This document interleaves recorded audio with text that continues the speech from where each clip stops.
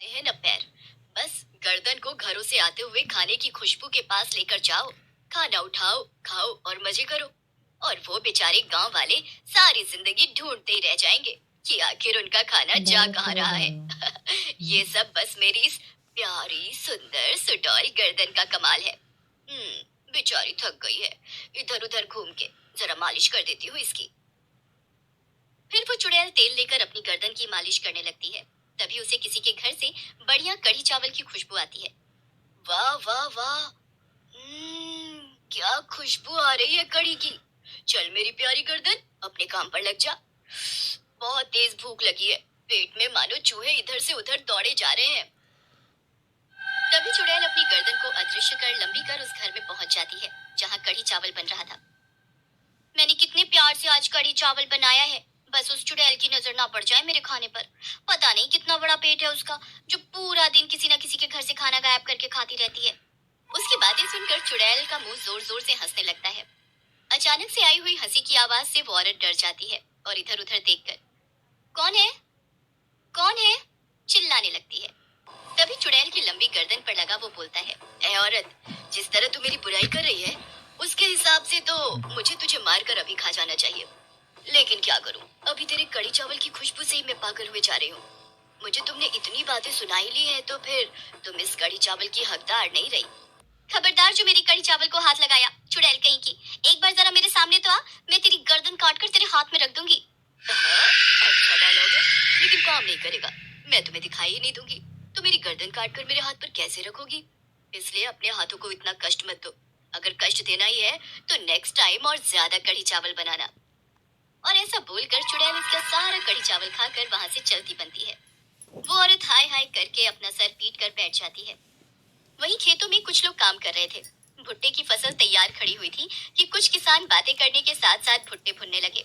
और जैसे ही उन्होंने भुट्टे पर मसाला और नींबू लगाया, उसकी खुशबू चुड़ैल तक पहुंच गई। ये खुशबू किस चीज की आ रही है। वाह, बड़ी मजेदार खुशबू आ रही है। खुशबू से मेरे पेट में फिर से चूहे दौड़ने लगे हैं। ओ मेरी प्यारी गर्दन, मुझे पता है तुम थक जाती हो इधर से उधर जाते हुए, लेकिन तुम्हारे बिना तो मैं कुछ भी नहीं हूँ। चल मेरी प्यारी गर्दन, इस खुशबू के पास जा। और ये क्या बन रहा है, वो मेरे लिए लेकर आ। चुड़ैल अपनी गर्दन को लंबा करते हुए खेत में पहुंच जाती है। वहां तीन किसान बैठकर बातें करते हुए भुट्टो को भूनकर मसाला लगा रहे थे। अरे भाई सोनू, ये तूने बड़ा अच्छा काम किया। आज नमक मिर्च मसाला ले आया और नींबू भी। बचपन के दिन ताजा हो गए। याद है ना हम किस तरह भुट्टे चुरा चुरा कर उन्हें भून कर खाया करते थे। तभी दयाराम और उन दोनों लोगों को चुड़ैल की आवाज सुनाई देती है। ओहो, ये तो भुट्टो की खुशबू है। ताजे ताजे कच्चे भुट्टो पर लगा हुआ मसाला और नींबू। और ये क्या, तुम लोगों ने सिर्फ 3 भुट्टे ही तैयार किए हैं। बड़े ही कंजूस लोग हो। पूरा खेत खड़ा हुआ है, फिर भी 3 भुट्टे। कौन है? ओहो, जरा धीरे बोलो। मेरी गर्दन बिल्कुल तुम्हारे कान के पास ही थी। मैं हूँ लंबी गर्दन वाली चुड़ैल। अब तुम कहोगे कि तुम्हारी तो गर्दन दिखाई ही नहीं दे रही। मैं जानती हूँ, अगर मेरी गर्दन तुम लोगों को दिखाई देगी तो तुम कुछ न कुछ उसके साथ करोगे। इसलिए मेरी गर्दन हमेशा अदृश्य रहती है। तुम लोग और भुट्टे सेको जब तक कि मेरा पेट नहीं भर जाता, वरना तुम तीनों को यही पेड़ पर उल्टा लटका दूंगी। या यूं भी हो सकता है कि मैं तुम पर ही नमक मिर्च और नींबू लगाकर खा जाऊं। ये सुनकर तीनों किसान घबरा जाते हैं और जल्दी जल्दी भुट्टो को भूनकर उस पर नमक और नींबू लगाने लगते हैं। जब चुड़ैल का पेट भर जाता है तो वो वहां से चली जाती है और तीनों अपना सर पकड़कर बैठ जाते हैं।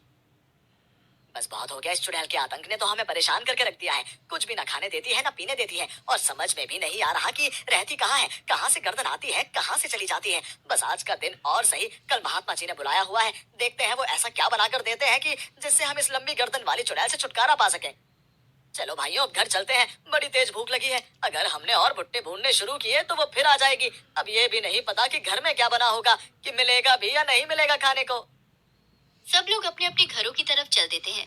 गांव के अधिकतर लोग यही शिकायत कर रहे थे कि उन लोगों ने दोपहर का खाना बनाया और उनमें से अधिकतर खाना गायब हो गया। लोगों से एक दिन काटना ही बड़ा मुश्किल हो रहा था। जैसे तैसे करके अगला दिन आता है और फिर गांव के सब लोग उस महात्मा के पास पहुंच जाते हैं। महात्मा जी, अब हमें बताइए हमें क्या करना है कि हम उस लंबी गर्दन वाली चुड़ैल से अपना पीछा छुड़ा सके। देखो, मैंने ये भभूत तैयार करी है और मैं गांव के हर किसी आदमी को ये दे रहा हूँ। लेकिन ध्यान रखना, ये बबूत इतनी भी ज्यादा नहीं है कि तुम इसे बार बार इस्तेमाल कर सको। एक ही बार इस्तेमाल करने के लिए है। जैसे ही खाना गायब होने लगे, बस हवा में इस बबूत को उछाल देना। तुम्हें एक लंबी सी गर्दन दिखाई देगी और तुम उसे काट देना। गर्दन काटते ही चुड़ैल गायब हो जाएगी। उसकी सारी ताकत उसकी लंबी गर्दन में ही है। काम मुश्किल था, लेकिन गांव वालों को कुछ तो करना ही था।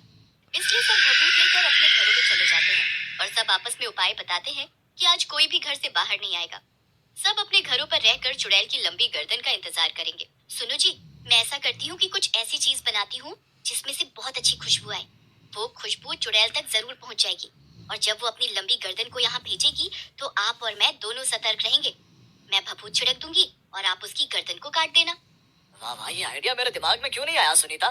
तुम तो सच में बहुत ज्यादा समझदार हो। ठीक है, फिर तुम खूब मसाले वाली कोई ऐसी चीज बनाओ जिससे खुशबू चुड़ैल तक।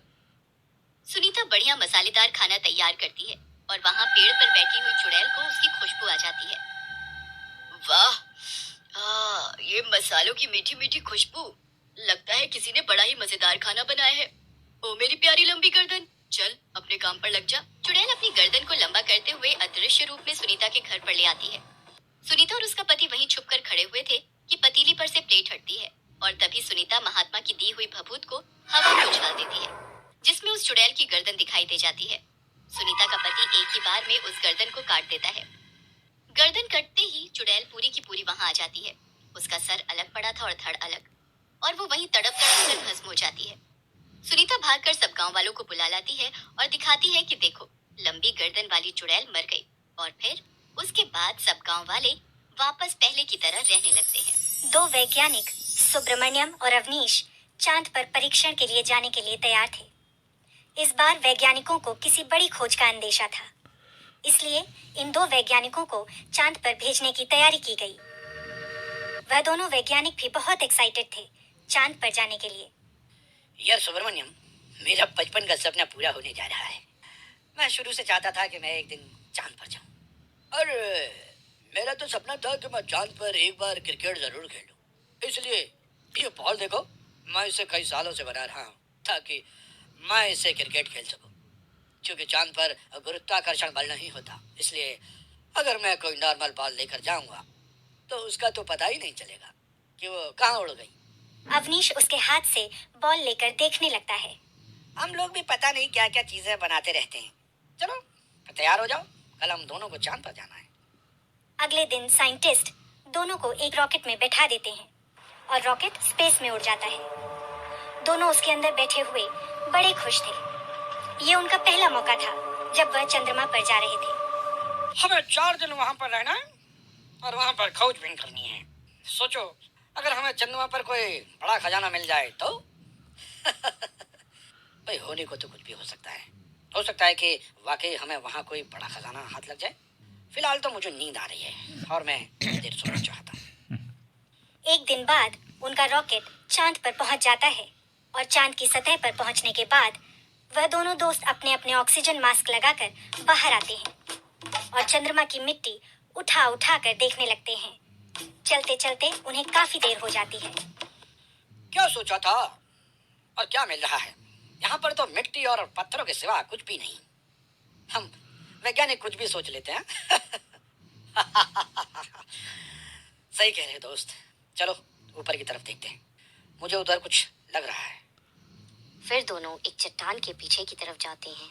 उन्हें बड़ी अजीब अजीब सी आवाज़ें सुनाई देती है। वो ध्यान से सुनते हैं तो आवाज़ उन्हें अपने थोड़ी ही दूर से सुनाई दे रही थी। दोनों एक जगह पर रुककर कुछ देखने लगते हैं, तभी उनके पीछे से क्या हुआ? कुछ नहीं मिल रहा क्या? दोनों दोस्त जैसे ही पीछे मुड़कर देखते हैं, चुड़ैल को अपने पास देखकर भागने लगते हैं। चुड़ैल भी उनके पीछे पीछे भागने लगती है। आखिर में चुड़ैल उन दोनों को पकड़ लेती है।